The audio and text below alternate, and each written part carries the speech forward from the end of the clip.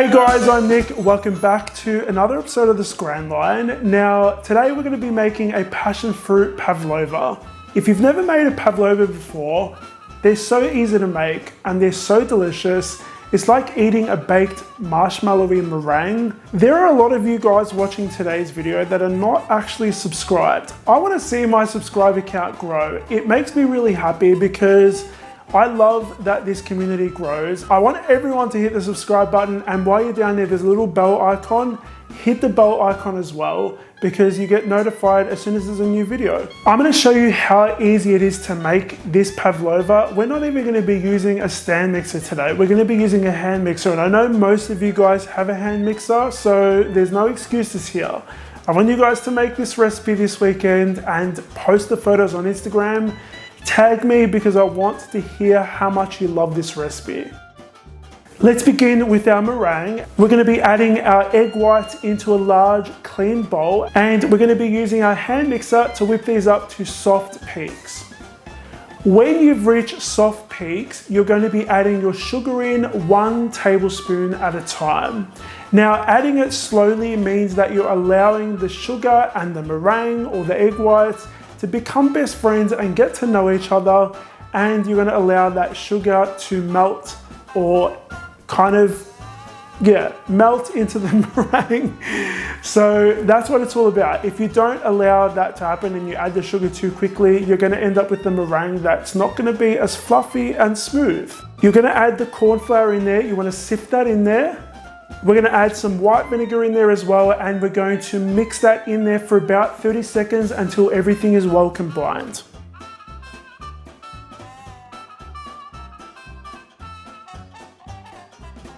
I'm going to grab a spatula full of that meringue and pop it into a small mixing bowl. We're going to add some yellow food gel in there. Don't use liquid food dye, use food gel. And you're going to use a spoon to fold it through until it's evenly colored. Now, we want to draw 2 circles on top of our baking paper. I'm going to be using a permanent marker and a medium-sized plate to draw a circle, and then a smaller plate to draw a circle on the inside of that. Don't freak out, you're not going to get permanent marker on your meringue because we're going to turn this over. We're going to add some meringue on each corner of our baking paper to help that stick to our baking tray. That's going to stop it from flying around onto our meringue while it's baking and ruining it. We're going to pipe little blobs of yellow and white meringue on the inside of that donut shape that we've created or drawn. Set this aside and add the rest of your white meringue on top of a baking tray lined with baking paper, and you want to draw the same size medium circle on top of that one as well. Make sure you turn that around as well. Once you've got all that meringue on there, you want to spread it out slightly and then use a spatula to draw some kind of like a pattern around the outside. You're going to pop these both in the oven and let them bake for about an hour. Now guys, while these are baking, do not open the oven door. Super duper important, because if you do, you end up with a meringue that's going to collapse. So once these have been baking for 1 hour, let them cool down in the oven until the oven is completely cooled. When the oven is completely cooled after a couple hours, you can take them out. The next thing we're going to do is make some passion fruit curd, which is basically a passion fruit custard. So add some egg yolks and some sugar into a large microwave safe bowl. You want to whisk those together until they're well combined. Next, you're going to add some milk in there and whisk it until everything is well combined. You want to microwave this for about 30 seconds at a time, whisking each time until the mixture thickens. It's going to take about 5 to 6 minutes. Once it has thickened, add some vanilla bean paste and some passion fruit syrup or fresh passion fruit and mix that until it's well combined. Cover it with some plastic wrap and set it aside in the fridge to cool down completely. Now, every pavlova has whipped cream on top of it, and we're going to be adding it on here too. So you want to add some cream into a large mixing bowl. Use a hand mixer to whip this to stiff peaks.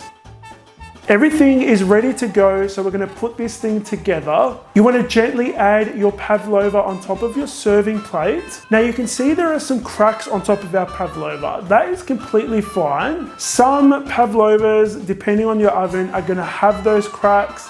some are not. I know I'm gonna get questions about how to avoid them, but guys, it really doesn't matter if you have cracks on your pavlova because we're gonna be covering it with delicious stuff anyway.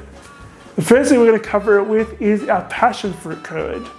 You wanna spread that around and then you're gonna add some cream and spread that around as well.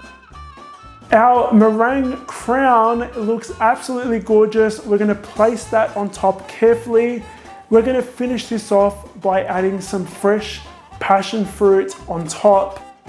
If you don't have passion fruit in season where you are, you can just use passion fruit syrup, which you can find canned in your local supermarket.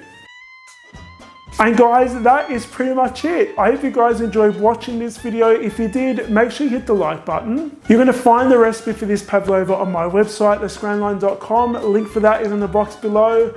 Thank you so much guys for watching. Thank you for the love and support in the comments as well. If you have suggestions on other things you'd like to see on this channel, please leave them in the comments down below. I'll see you all on the next episode of the Scran Line.